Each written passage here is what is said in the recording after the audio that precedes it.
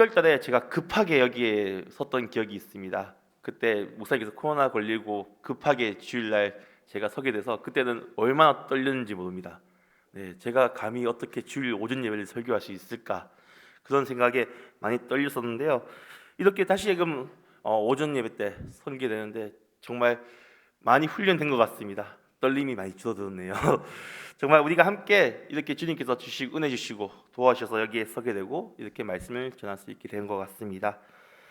네, 최근에 뉴스를 보면 선거에 대해서 많이 뉴스가 되었어요. 뭐 이제 정치적인 이야기는 아니지만 그냥 뭐 어떤 이제 선거가 있었고 누가 당첨되고 막 당선되고 뭐 이런 걸 이제 뉴스에서 많이 봤는데요. 이런 선거는 이제 선거를 하는 이유가 뭘까요? 가장 중요한 거는 누군가를 세우기 위해서 하는 거죠. 대표를 세우거나 중요한 자리에 앉히게 하거나 그러기 위해서 선거를 합니다. 어린 아이들을 위해서 만든 그림책이 하나가 있는데요. 이 그림책의 제목은 동물들의 우당탕탕 첫 선거라는 동화책입니다.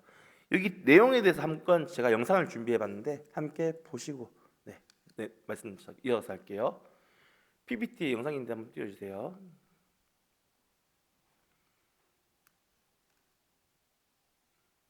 사자가 숲의 강물을 몽땅 끌어다가 자기 굴 앞에 수영장을 지었어.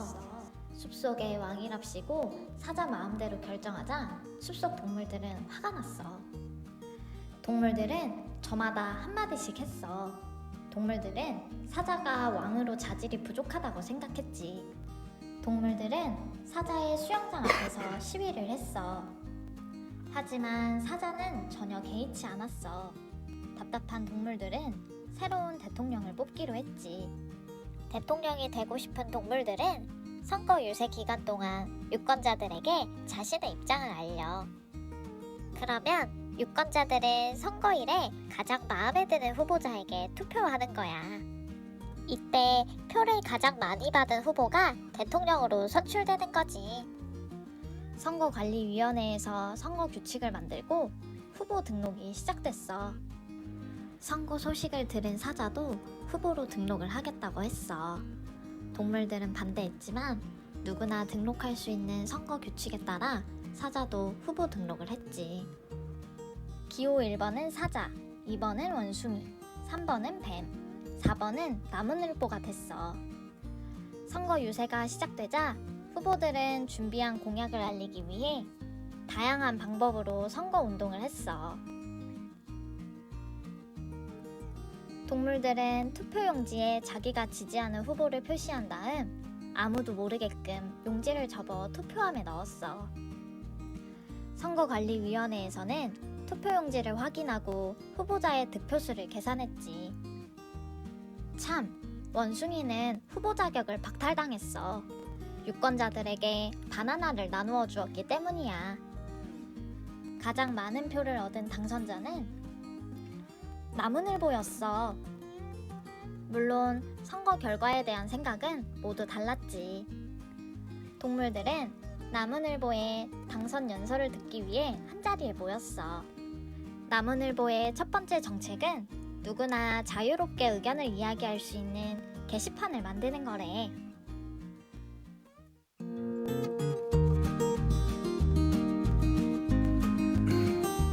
네, 감사합니다. 네, 내용이 참 동물들 이야기인데 동물들 이야기가 같지 않죠. 네, 너무 리얼하게 해서 뭐 이 책이 이제 우리나라에서 만들어졌냐 아닙니다. 이 책은 유럽에서 만들어진 동화책이고요. 네, 그 책을 보면서 참 재밌었던 것 같습니다. 이 나무늘보가 어찌 보면 나무늘보는 좀 우리에게서 느린 존재잖아요. 느릿느릿하고. 그런데 이 나무늘보가 동물의 대통령이 된 이유, 그것은 선거 유세 방식 때문이었습니다. 그리고 결과도 재밌었죠. 네, 자유로운 게시판을 만들겠다. 이것을 공약으로 했던 것 같습니다. 아무튼 꽤 재미있고 흥미로운 그림책이었습니다. 이렇게 누군가를 세운다는 것, 이제 동물도 여기서 서로 투표하고 했지만 이것이 어찌 보면 사람에 빗대어서 이야기한 것이 아닌가 싶습니다. 누군가를 세운다는 것은 매우 중요합니다. 그런데 누군가를 정할 때는 하나님께서 우리에게 지혜를 더하여 주십니다. 왜냐하면 모든 일이 하나님의 계획하심 안에서 이루어지기 때문입니다. 그렇다면 하나님께서는 어떠한 사람을 세우실까요? 우리가 생각하는 하나님께서 세우신 사람, 어떤 사람이 있습니까? 성경 말씀 중에 보면 노아, 아브라함, 이삭, 야곱, 요셉, 모세, 그리고 많은 사사들이 있습니다. 그 외에도 성경에는 많은 인물들이 나오죠. 그 이어서 계속 다윗도 나오고 솔로몬도 나오고, 우리가 앞에서 봤지만 사울도 등장하게 됩니다. 그 많은 사람들 중에 다윗 말씀을 통해 주님은 인격적으로 믿게 되고, 하나님이 나를 사랑하시는 것을, 나는 특별한 사람인 것을 깨닫게 하십니다. 그리고 우리는 이 시간을 통해서 우리가 잘 알고 있고, 그리고 다윗을 통해서 하나님께서 어떻게 역사하시는지 봐야 되는데요. 제가 이제 대학교 1학년 때 이제 모태 신앙으로 열심히 아무것도 못하게 신앙생활을 하고 있었습니다. 그러니까 뭐 신앙생활 제대로 못하고 교회 가기 싫고, 그렇게 청소년 시간을 보내고 이제 대학교를 가서 이제 청년부에 들어가게 됐죠. 그리고 대학교에 있는 기독교 동아리를 들어가게 됩니다. IVF라는 동아리를 들어가게 되는데요. 그 동아리를 가서 그때도 열심히 하지 않았습니다. 나는 이제 언젠간 떠날 거고 나갈 거고, 나의 인생은 학교와 집밖에 없고 동아리는 안 할 거고, 막 이렇게 항상 얘기하면서 이제 좀 이제 뭐 잘하지 못하는 청년이었어요. 근데 이제 형들과 누나들이 이제 인도로 이제 여름 수련을 가게 됩니다. 그리고 여름 수련의 주제가 바로 다윗 이야기였습니다. 이 다윗 이야기를 보면서 그 속에서 다윗은 특별한 사람이라고 생각했지만 그러지 못한 삶을 보았고, 거기서 제가 그 뜨거운 이제 감명을 받고 주님을 영접하게 되었거든요. 20살이 되어서야 주님을 마음으로 영적으로 주님 만나게 되고 주님을 뜨겁게 체험했던 것 같습니다. 그랬던 경험이 있었는데요. 아무튼 이러한 다윗을 통해서 우리도 같이 주님이 어떤 분인지 함께 보고 주님을 알아갔으면 좋겠습니다. 그럼 오늘 주제의 질문입니다. 하나님께서는 어떤 사람을 세우실까요? 첫 번째입니다. 하나님께서는 중심이 바른 자를 세우십니다. 우리 7절 함께 읽겠습니다. 여호와께서 사무엘에게 이르시되 그의 용모와 키를 보지 말라. 내가 이미 그를 보셨노라. 내가 보는 것은 사람과 같지 아니하니 사람은 외모를 보거니와 나 여호와는 중심을 보느니라 하시더라. 아멘.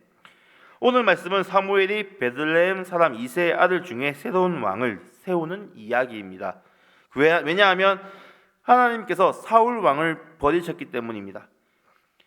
여기에서 이새에게는 여러 명의 이제 아들이 있는 걸로 나오는데요. 우리가 아시겠지만 사울은 하나님의 말씀을 어기고 선지자가 하지 말라는 것을 하고 결국 자신이 제사를 진행하면서 결과적으로 하나님으로부터 크나큰 죄를 짓게 됩니다. 그리고 본인은 그것에 대해서 생각지 못하고 그것을 떠나게 되죠. 결국 하나님께서는 이 사울을 버리시게 된 겁니다. 그리고 이제 이새의 아들 중에 한 명을 찾는데요. 첫째 아들 엘리압을 보고 마음이 들었습니다. 사무엘은. 그래서 이렇게 얘기합니다. 6절입니다. 네, 함께 읽겠습니다. 그들이 오매 사무엘이 엘리압을 보고 마음에 이르기를 여호와의 기름 부을 자가 과연 주님 앞에 있도다 하였더니 아멘. 이 사무엘은 엘리압을 보고 너무 마음에 들었습니다. 딱 보니까 이자가 왕이로소이다 이렇게 이해하는 거죠. 그렇게 이제 얘기하는데 하나님께서는 이렇게 말씀하셨죠. 이어서 말씀하시는 것이 7절이었죠. 그의 용모와 키를 보지 말라라고 얘기하고 있습니다. 그리고 사람은 외모를 보거니와 나 여호와는 중심을 보느니라 라고 말씀하셨죠. 사람은 무엇을 보든지 겉모습을 보게 됩니다. 안 볼 수가 없습니다. 왜냐하면 우리가 사람이기 때문이죠. 우리에게 눈이 있고 딱 그 사람을 봤을 때 저 사람 잘생겼다 못생겼다는 것은 당연히 알 수 있지 않습니까? 특히 연예인들 보십시오. 얼마나 잘생기고 멋집니까? 그런 것처럼 그런 것을 볼 수밖에 없지만 우리는 하나님처럼 마음을 바로 볼 수 있어야 됩니다. 그리고 그것을 볼 수 있는 그 신앙이 우리에게 있어야 되죠. 그러지 못하면 우리는 계속해서 사람의 마음으로 우리의 눈으로 그들을 바라보게 될 것입니다. 제가 오늘 이 본문을 보면서 늘 생각했던 이제 영화가 한 편 있는데요. 관상이라는 영화를 혹시 보신 적이 있습니까? 관상. 우리나라에 오랫동안 있었던 이제 풍습이죠. 관상을 얼굴에 이제 못을 보고 뭐 이 사람은 이리형이요 뭐 하면서 이렇게 하잖아요. 그러면서 동물상이고 막 그렇게 하면서 그렇게 운명을 정하는 우리나라 옛날 풍습이 있었습니다. 하지만 그 영화를 보면 네, 참 재밌는 모습이 많이 나옵니다. 특히 이정재 배우가 처음 등장할 때 그 씬은 정말 역대급이라고 사람들이 많이 얘기하는데 엄청 무서운 또 표정이고 그자가 정말 이 나라를 말아먹을 어떻게 보면 이제 왕을 반역을 일으킬 상이었던 거죠. 막 이렇게 얘기하면서 그 딱 등장하는 모습에서 그 모든 장면이 얼굴을 보고 판단하거든요. 외모를 보고. 이거 오늘 말씀과 완전 반대의 모습이지 않습니까? 모든 것을 관상을 보고 얘기하지만 하나님께서는 나갑니까? 외모를 보지 말라라고 얘기하십니다. 과연 이 믿음이 있는 자도 없는 자들의 삶이 다른 것처럼 그랬던 것 같습니다. 아무튼 이렇게 우리가 살아가면서 사람의 외모를 보면서 우리가 판단하고 그렇게 우리가 마음이 가는 건 당연합니다.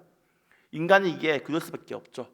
처음 온 성도님을 보면서 저분의 외모를 보면서 어떻다 판단하는 것은 아주 인간적인 방식입니다. 하지만 우리가 그 사람을 알고 그 사람의 마음에 있는 주님이 그 사람의 마음에 있는 주님을 우리가 바라볼 때 우리의 판단은 전혀 바뀌게 되죠. 우리는 전혀 판단할 수 없는 자가 되고 맙니다. 믿음을 바르게 하고 올바른 신앙생활을 해야지 우리는 그렇게 마음을 볼 수 있게 됩니다. 그러지 못하면 우리는 계속해서 그 외모를 보고 판단하고 나아가게 되죠. 근데 사실 저는 성경 말씀을 보면서 하나님도 약간 좀 말이 안 되지 않나 생각한 게 마지막에 선택된 게 누굽니까? 다윗이죠. 다윗의 외모가 아주 좋았다고 또 성경에서 얘기하거든요. 그럼 결과적으로 잘생긴 다윗이 뽑힌 게 아닐까라는 생각을 하면서 약간 소심하게 했던 적이 있었는데요. 아무튼 하나님께서 우리에게 말씀하시는 이것, 우리는 외모와 키를 용모를 보지 말라라는 것을 기억하면서 우리가 살아갈 때 누구를 주님께서 세우시는 거지? 주님께서 그냥 우리가 보이는 대로 저 자는 진짜 괜찮다라고 생각하는 그것을 바라보는 건지 아니면 그 마음을 보시는 건지 우리는 그것을 분별할 줄 알아야 됩니다. 우리 가운데 그러한 분별함이 있길 간절히 바라겠습니다. 그리고 우리 안에서 주님한테 세워질 때 정말 우리 마음이 어떠한지를 우리 마음을 다듬고 또 단련시키는 정도가 되어야 합니다. 또 하나님께서 어떤 사람을 세우시느냐면요. 두 번째입니다. 하나님께서는 택하신 자를 세우십니다. 11절 함께 읽겠습니다. 또 사무엘이 이새에게 이르되 내 아들들이 다 여기 있느냐. 이새가 이르되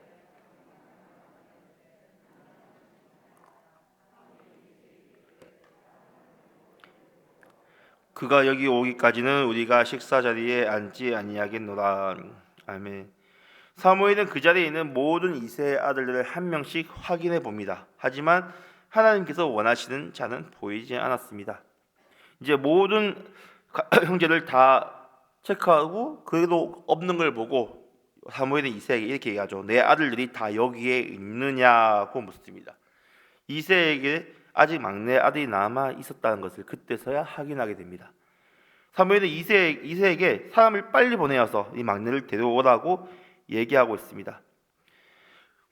10절에 따르면 총 7명의 아들들이 현장에 있었습니다. 그리고 하지만 하나님께서 정하신 사람은 그 자리에 없었죠. 바로 하나님이 정하신 아들은 이미 양을 치고 있던 이새의 막내 아들이었습니다. 어찌 보면 그 당장의 그 자리에서 이새 아들도 굉장히 외모 겉모습과 모든 면이 괜찮았어도 하나님께서는 그들 중에 뽑지 않았습니다. 그 막내를 빼고 그 위에 형들 중에서는 뽑지 않으셨죠. 그리고 하나님께서는 오직 한 사람, 주님께서 택한 자를 이미 정하셨고 그 자를 세우십니다. 에베소서 1장 4절부터 5절까지 이렇게 나옵니다. 곧 창세 전에 그리스도 안에서 우리를 택하사 우리로 사람 안에서 그 앞에 거룩하고 힘이 없게 하시려고 그 기쁘신 뜻대로 우리를 예정하사 예수 그리스도로 말미암아 자기의 아들들이 되게 하셨으니. 아멘. 창세 전부터 하나님께서는 우리를 택하셨습니다. 이 다윗도 마찬가지로 창세 전부터 그를 택하셨고 모든 성경에 나오는 인물들이 하나님께서 창세 전부터 택하셨고 세우셨습니다. 이것처럼 이 막내인 이제 다윗을 주님께서 택하셨고, 이처럼 우리도 주님께서 택하셨습니다. 우리는 주님의 택하심을 받은 주님의 자녀입니다. 그리고 우리는 주님의 택하심으로 인하여 흠이 없게 되었습니다. 주님의 택하심을 입고 주님 안에서 세우심을 받는 우리가 되어야 합니다. 우리가 늘 믿음 안에서 살아가고 이 다윗은 우리와 달라라고 생각되지 않으십니까? 이 다윗은 뭐 옛날 사람이고 주전이죠. 예수님께서 오기 전에 인물이기 때문에 아주 먼 사람이고 먼 이야기라고 생각하지 않으십니까? 하지만 이 다윗에게서 주어진 모든 것들이 지금 우리에게 주어지는 것입니다. 주님께서는 이 다윗을 택한 것처럼 이미 정했던 것처럼 우리를 택하십니다. 믿으십니까? 우리를 택하셨습니다. 믿으십니까? 주님께서 우리를 택하셨고 우리에게 믿음을 더해주십니다.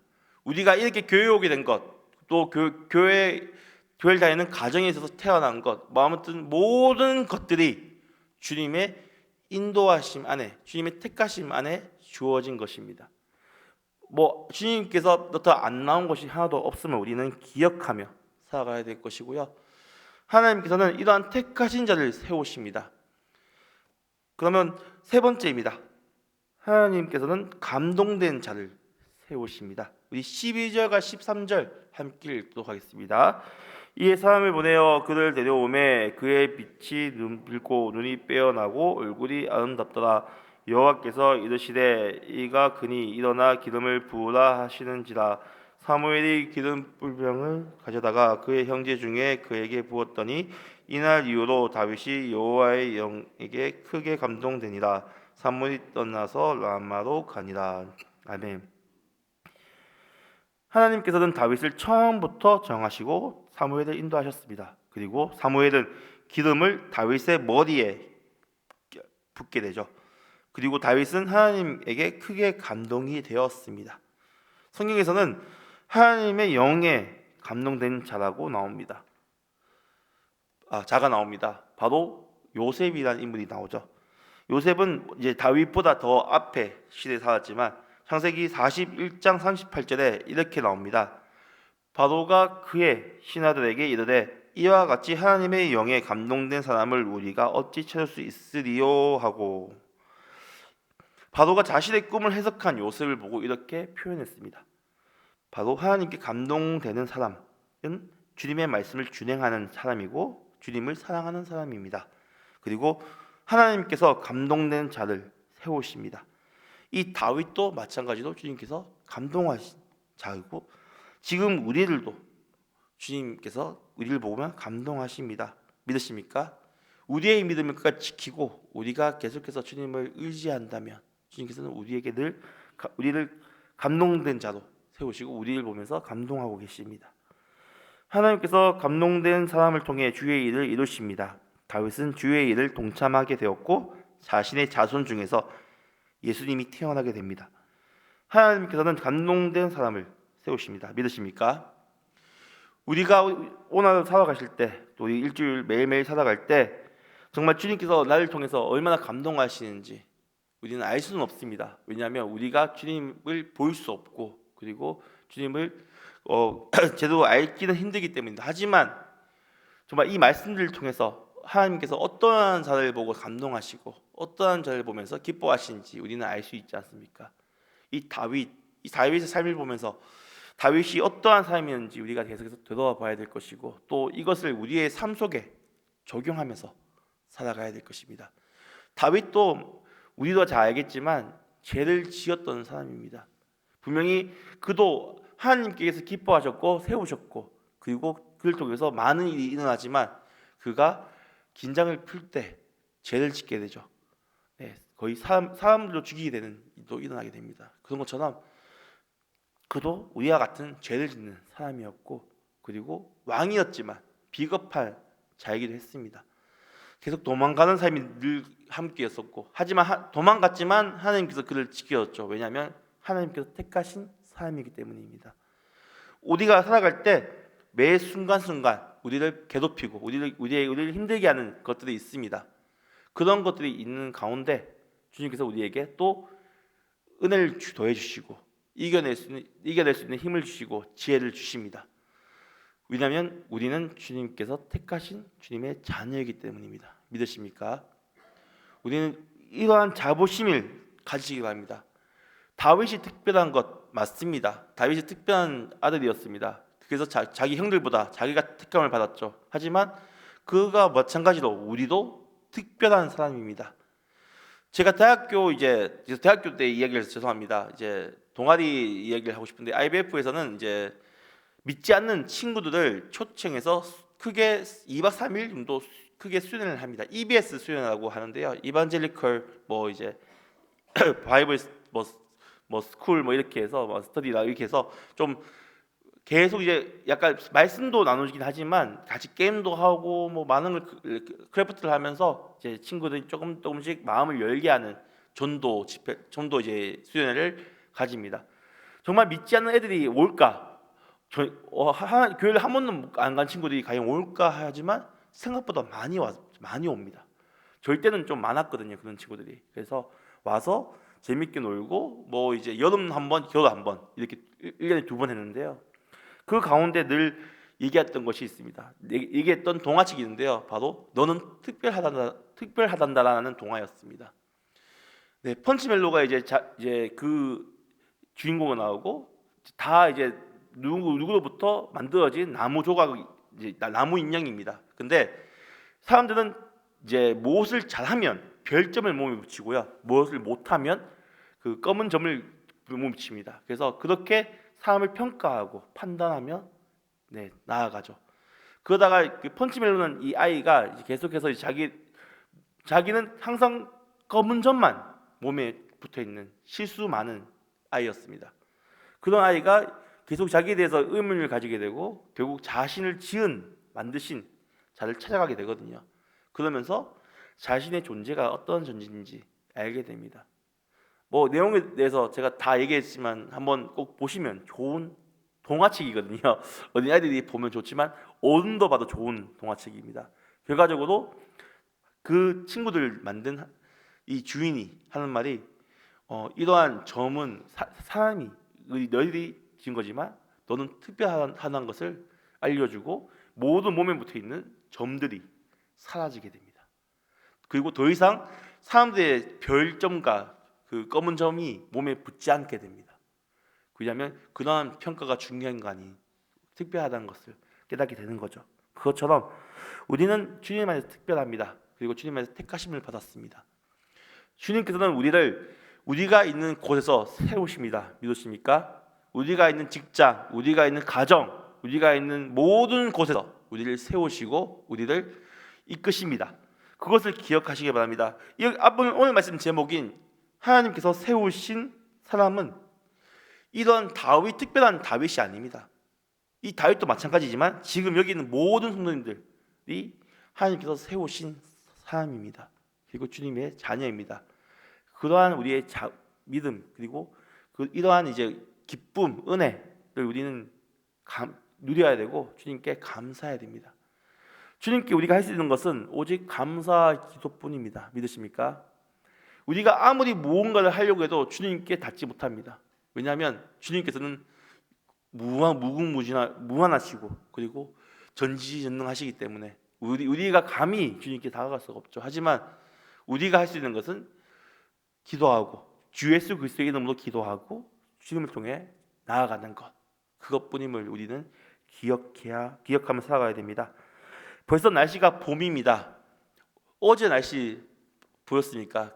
거의 4도 5도 되더라고요. 벌써 여름이 다가오는 것처럼 날씨가 포근하고 미세먼지가 좀 심하긴 하지만 너무 따뜻한 날씨였습니다.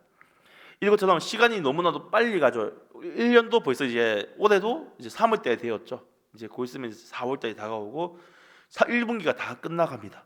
이동안 하루하루 살아갈 때 우리의 삶 속에서 그냥 시간만 흘러가는 삶을 살아가고 있지 않습니까? 우리의 삶 더욱더 우리는 매일매일 나는 주님께서 택하신 자이며 주님께서 세우신 사람인 것을 기억하며 그것에 대해서 뿌듯함을 가지고 살아가시길 간절히 바라겠습니다. 주님께서 우리를 세우십니다. 믿으십니까? 우리가 있는 곳, 우리가 있는 모든 곳에서 주님께서 세우시고 우리를 인도하여 주십니다. 그리고 우리는 주님께서 감동하신 그런 자가 되어야 합니다. 주님께서 우리를 세우시고 그것을 감당한 능력을 더해 주심을 믿으며 이번 주 주님만 의지하며 살아가시길 간절히 바라겠습니다. 주님만 붙잡고 살아가시길 간절히 바라겠습니다. 한번 찬양하겠습니다. 찬송가 320장입니다.